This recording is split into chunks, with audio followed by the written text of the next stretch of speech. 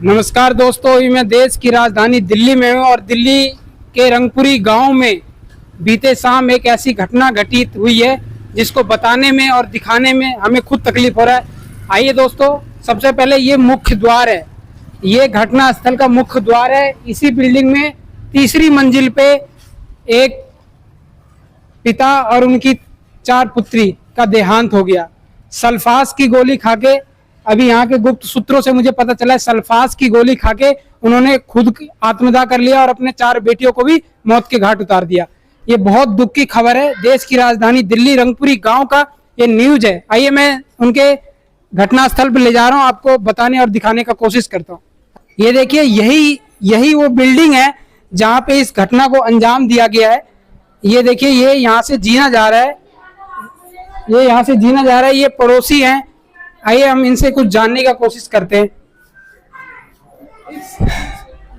अच्छा, बात कर, चलिए अभी ये बात कर रहे हैं। आइए मैं आपको घटनास्थल पे सीधा डायरेक्ट घटनास्थल पे ले जा रहा हूँ। आइए। तो दोस्तों, अब हम पहुंच चुके हैं वहां पे जहां पे डेड बॉडी पुलिस ने कलेक्ट की, जिस रूम से हम उस घटनास्थल पे पहुंच चुके हैं। आइए। तो दोस्तों आइए, सबसे पहले मैं आपको वो कमरा दिखाता हूं जहां से दिल्ली पुलिस ने डेड बॉडी कलेक्ट किया था। आइए। देखिए, ये वही कमरा है दोस्तों, ये देखिए, ये वही कमरा है। ध्यान से देखिए, यहाँ पे ताला लगा है और DD नंबर 4427/9/24, मतलब 27 तारीख को डेड बॉडी मिली दिल्ली पुलिस को। यहाँ से PS मतलब PCR को B के साउथ वेस्ट बसंतकुंज थाने ने कलेक्ट किया। यहाँ C4 3rd फ्लोर और खसरा नंबर है 668 678 और यहाँ मोहल्ला चौहान मोहल्ला और नियर रंगपुरी 110037। बहुत ज्यादा स्मेल आ रहा है इसी कमरे से। पीछे चले नितेश जी। इस कमरे से अभी भी बहुत ज्यादा स्मेल आ रहा है, दुर्गंध आ रहा है। यहाँ पे केमिकल डाला गया है दिल्ली पुलिस के द्वारा ताकि बदबू खत्म हो पाए। आइए यहाँ के स्थानीय लोगों से जानने की कोशिश करते हैं कि क्या हुआ था उस रात और ये कैसे हो गया। इतना बड़ा दुख का बात है। आइए यहाँ के स्थानीय लोगों से जानने की कोशिश करते हैं। दोस्तों, क्या नाम हुआ सर? रोहित कुमार नाम है मेरा जी।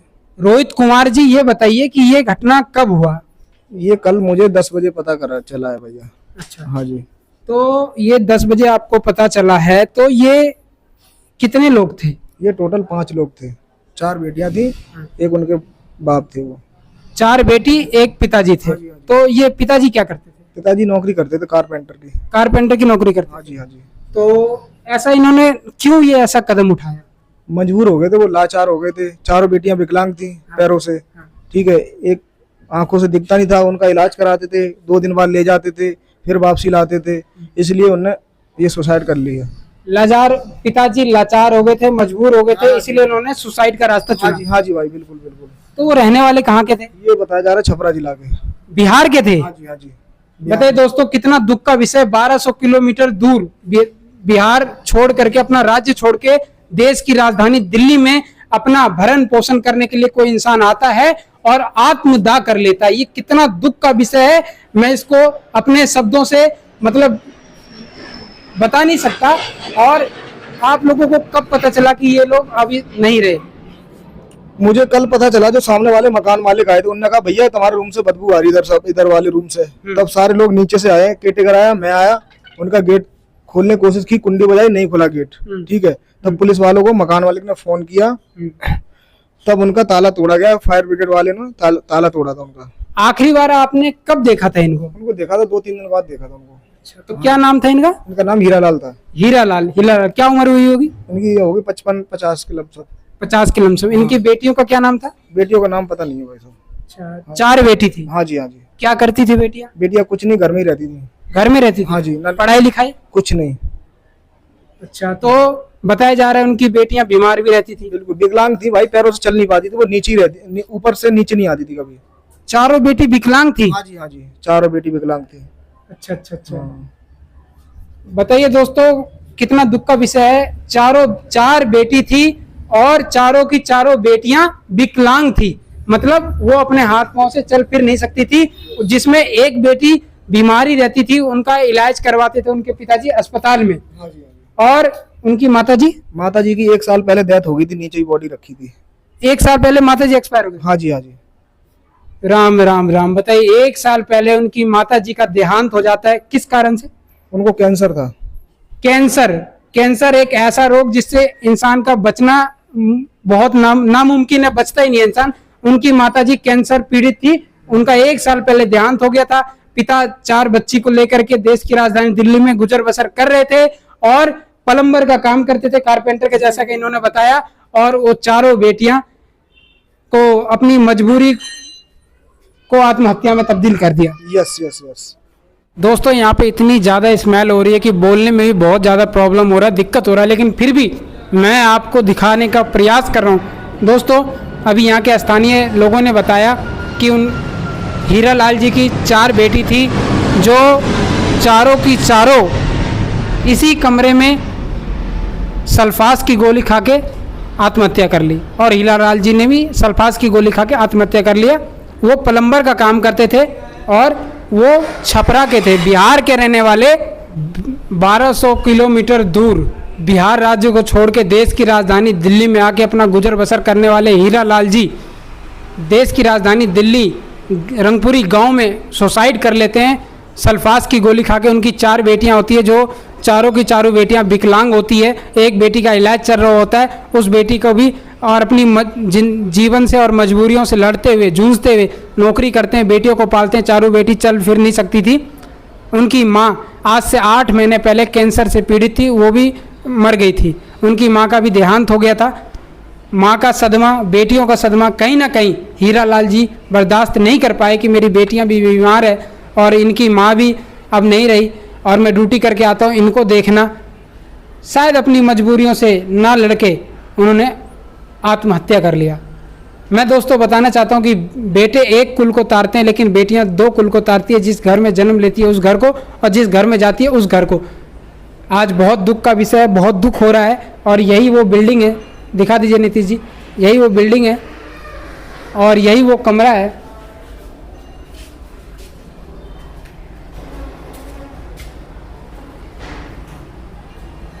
यही वो कमरा है, देखिए वहाँ पे दिल्ली पुलिस की तरफ से नोटिस बोर्ड भी लगा हुआ है, कमरे में ताला लगा हुआ है। और नीचे भी दिखा दीजिए नीतीश जी कितना गंदगी है।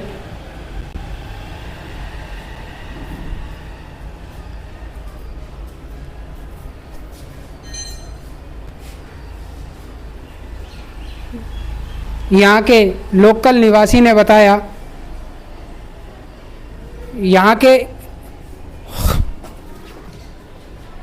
यहाँ के लोकल निवासी ने बताया कि 26 तारीख की शाम को, 26 सितंबर को इन्होंने सुसाइड किया था और 27 तारीख को पता चला, मतलब 26 तारीख को नहीं, 7 दिन पहले ही, मतलब ये लगा लीजिए 20-22 तारीख को इन्होंने सुसाइड किया था। 26 तारीख को बदबू, कमरे में बदबू बना, पूरी बिल्डिंग में बदबू का माहौल हो गया। तो केयर टेकर को बताया गया, केयर टेकर ने मकान मालिक को बताया, मकान मालिक ने दिल्ली पुलिस को बताया। दिल्ली पुलिस आई, सर्वे की, यहाँ का निरीक्षण की, फिर साइबर क्राइम वाले आए, जांच पड़ताल किए। तो पहले कमरे में जब घुसते हैं तो पिताजी उनके बेड पे लेटे होते हैं, उनके मुंह से झाग वाग निकल रहा होता है। फिर जब दूसरे कमरे में अंदर एंट्री करते हैं तो उनकी 4 बेटियाँ वो भी वहीं की वहीं मिलती है उनको, मतलब मूर्छित अवस्था में, मृत्यु अवस्था में। तो चारों बॉडी, 4 बेटी एक पिता, 5 बॉडी कलेक्ट करके फिर वो निकल जाते हैं। और मैं बता रहा हूँ दोस्तों, कहीं ना कहीं बेटियों के लिए जो सरकार की तरफ से सुविधाएं आती है वो बेटियों तक पहुँचती नहीं है। और सरकारी व्यवस्था जो भी होती है, सरकारी जो भी सुविधा मिलनी चाहिए वो पब्लिक तक पहुँचती नहीं है। और कहीं ना कहीं ये लोग अपने आप को मतलब मौत के घाट उतार लेते हैं। जो बेटियां होती हैं, वो जो पिता होते हैं, जो उनको पता होता है कि अब मेरी बेटी का भरण पोषण करने में मैं असफल हो रहा हूँ, यही इन्हीं सभी चीज़ों को देखते हुए अपनी बेटियों को भी उन्होंने सल्फास की गोली खिला दी और खुद भी खा लिया। तो मैं सरकार से ये हाथ जोड़ के अपील करना चाहता हूँ कि सर, जो भी सरकारी व्यवस्था होता है बेटियों के लिए, बेटों के लिए या आम नागरिक के लिए, ये सारी सुविधा इनको दिया जाए और इनको सपोर्ट किया जाए। देश की राजधानी दिल्ली में ये रेंट पे रहते थे, किराए के मकान में रहते थे। बताया जा रहा है कि 10,000 रुपये किराया है, प्लस बिजली बिल है 8 रुपये यूनिट। तो ऐसे स्थिति में इंसान क्या करेगा बताइए। लेकिन जो भी था, संघर्षी जीवन है, ऐसा कदम नहीं उठाना चाहिए। समस्या है तो जीवन है, जिस दिन जीवन खत्म उस दिन समस्या खत्म। तो समस्याओं से घबराना नहीं चाहिए। आइए, आप सभी ने देखा कि वहाँ का क्या माहौल था। काफ़ी स्मेल थी, काफ़ी वहाँ पे दवाई डालने के बाद भी वहाँ का स्मेल ख़त्म नहीं हो रहा है। और बाकी दोस्तों, आप ऐसे घटना के बारे में आप क्या सोचते हैं, आप लोगों को क्या विचारधारा है, हमारे कमेंट बॉक्स में निष्पक्ष रूप से आप अपनी राय जरूर रखें। एक बार फिर से दिखा दीजिए नीतीश जी, ये बिल्डिंग है। यहाँ पे लिखा भी है 1 room set, 2 room set, mobile number दिया हुआ है। किराए के मकान में रहते थे, रेंट पे रहते थे और उन्होंने आत्महत्या कर लिया। बाकी दोस्तों, बने रहिए ऐसी खबरों के लिए, ये ऐसी तमाम खबरों के लिए। मैं सोमकुमार मिश्रा, देश की राजधानी दिल्ली से। जय हिंद।